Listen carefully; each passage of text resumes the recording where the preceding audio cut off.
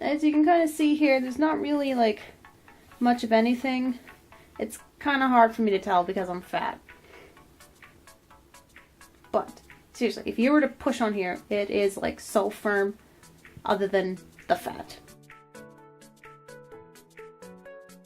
Hi, Alyssa Joanne 4 here. And as you can tell by the title of this video, I'm pregnant! Yeah! Oh my goodness. I am finally so excited to be able to tell you guys.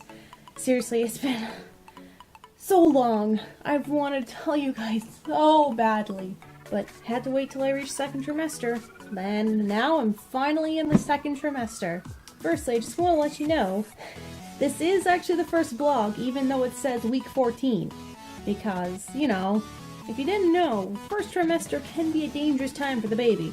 And that's when most miscarriages happen. So I figured maybe I should wait till I reach 14 weeks before I start these. And, of course, whatever the title of this video is, my little whatever it is whatever the size the baby is right now. So my little lemon, the baby is the size of a lemon. If you happen to have a lemon in your home right now, grab it. Know that baby Rhymer is that big. I'm just estimating right now because I don't have a lemon with me because I don't want to buy unnecessary fruit. So you're probably all wanting to know how we found out and all that fun stuff. Firstly, most of you are probably going to be asking, well, maybe not most, some of you, was the baby planned? And the answer to that question was no! Baby was not planned. That's actually a funny story, and I think I should give you a heads up right now that I am going to be talking about the sexual reproductive organs in female anatomy, as well as birth control. If you are not comfortable with me talking about female anatomy or sexual reproduction, probably should skip parts of this video. I don't know what times, or maybe stop right now. This might gross you out. When did I find out?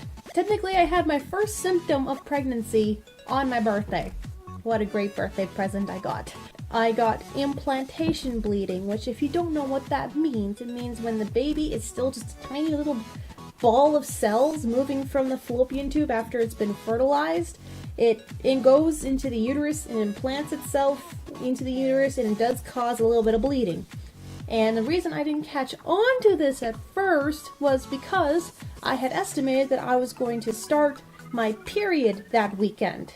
When I got my implantation bleeding, I just thought it was the start of my period.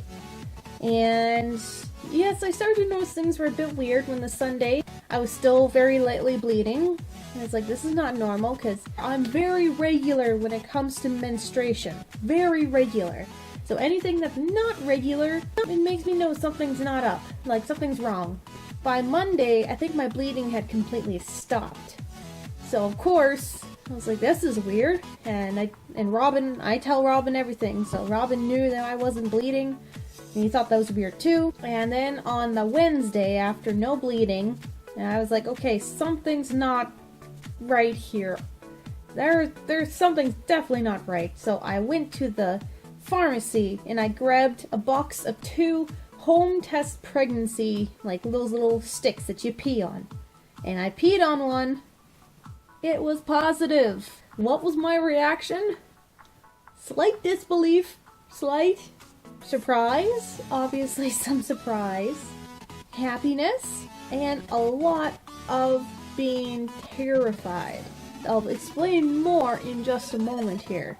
Robin, actually, I had texted him and told him something's not right, I'm going to take a pregnancy test just to be safe. And he's like, okay, he was at work then. And he knew something was up when I didn't text him back. He knew if the pregnancy test was negative, I would have texted him back. I didn't text him back. So he had a big inkling that I was pregnant. When he came home, of course, I showed him the stick, and I was positive, and all he did was just give that little, I can't even describe it because you don't see Robin that often on my channel. He gives like this little grin. I don't know, it's just his grin that is a very sincere grin. We hugged each other, but then of course the reality set in that I was currently on birth control when this baby was born. Or baby was born, yeah. The reason why it scared me is because I had an IUD.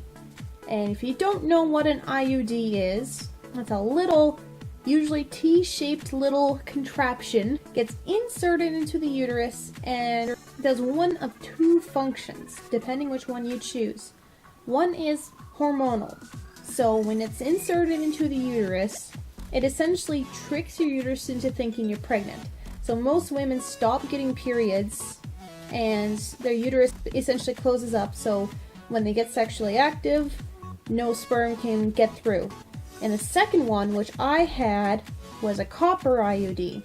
Now this one, when it's inserted into the uterus, it has a copper wound that interacts with your uterus like fluids, so it creates a very hostile environment for any sperm to go in, and it kills them. And I guess that didn't work the one time. Of course, no birth control is 100% effective, and women can get pregnant on any kind of form of birth control.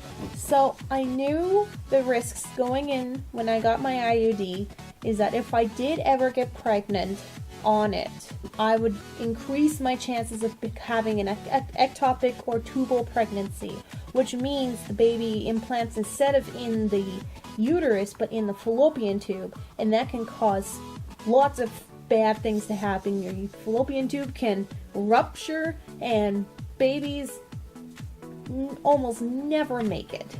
The other, of course, thing is complications. They'll have to get this IUD removed, or you have to keep it in if you have a baby. After we found out that I was pregnant, I scheduled with my doctor to get the IUD removed.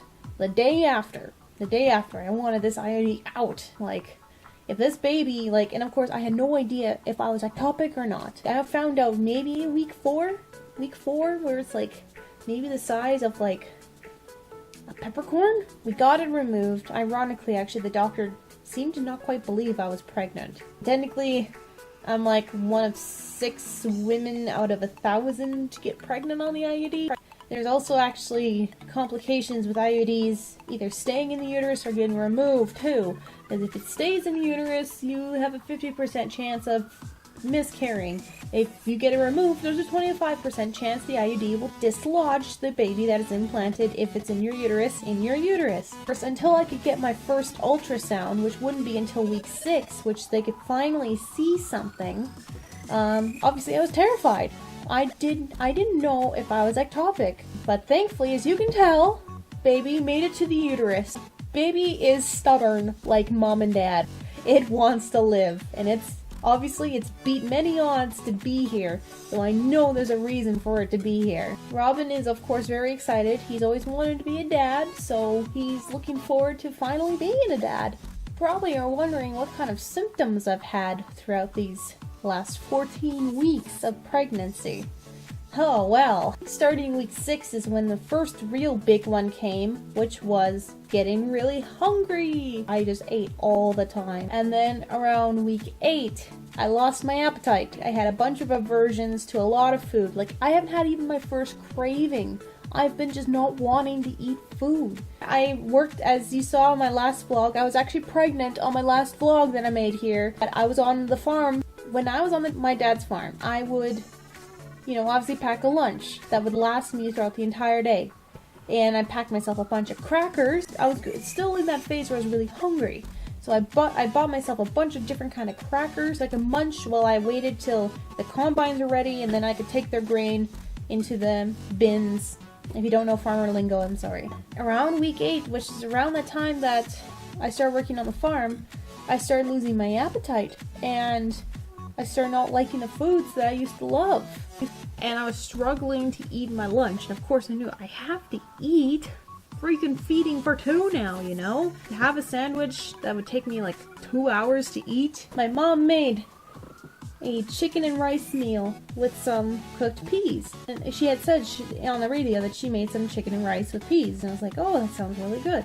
But then I get home and I look at the chicken and I was just like, oh,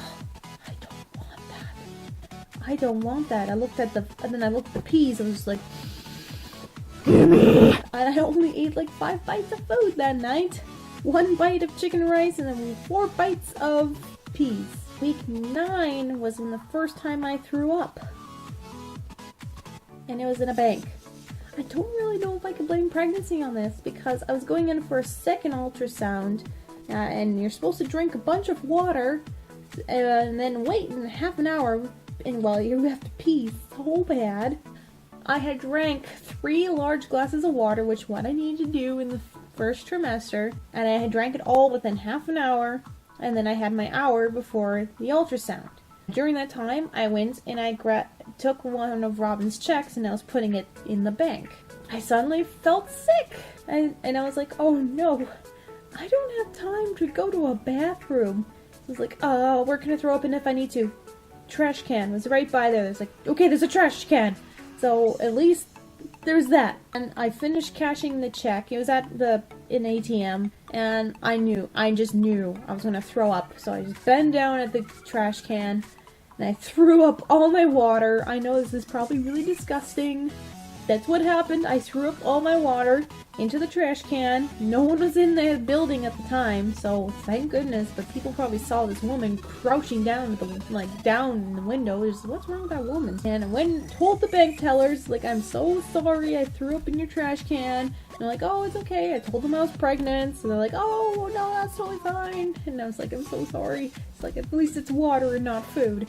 And then I had to go to my ultrasound, which they couldn't. I didn't have enough in my bladder to show the baby effectively, so they had to do an internal ultrasound, which honestly doesn't sound that, it's honestly not that bad. The second time was weird again, and I don't know if I could attribute that to actually pregnancy or not.